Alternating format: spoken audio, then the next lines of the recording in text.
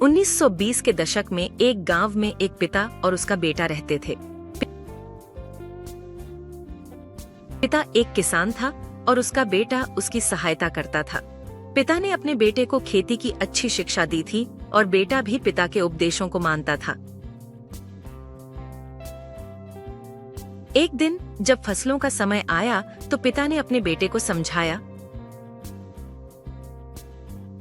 बेटा, अब हमें अपनी मेहनत का फल भीखने का समय आ गया है।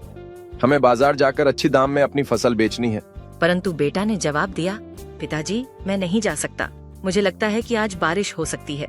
पिता ने हंसते हुए कहा, बेटा, तुम किसी गलती पर ध्यान देने के लिए बहुत ध्यान देते हो, परंतु इस बार तुम गलत हो। आज तो कोई बारिश का संकेत नहीं है। बेटा अधिक उत्तेजित होकर बोला, नहीं पिताजी, मैं अब भी यकीनी हूँ। अगर मैं बाजार जाऊंगा तो बारिश हो जाएगी। अच्छा बेटा, तुम्हारा यकीन है तो ठीक है, हम आज बाजार नहीं जाएंगे।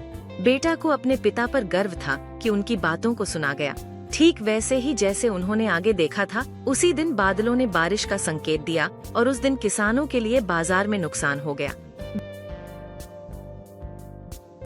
बेटे ने पिताजी से कहा, देखा पिताजी, मैंने कहा था ना। पिता ने हंसते हुए कहा, बेटा, तुम्हारी समझ और धैर्य ने हमें बड़े नुकसान से बचा लिया। तुमने सही निर्णय लिया।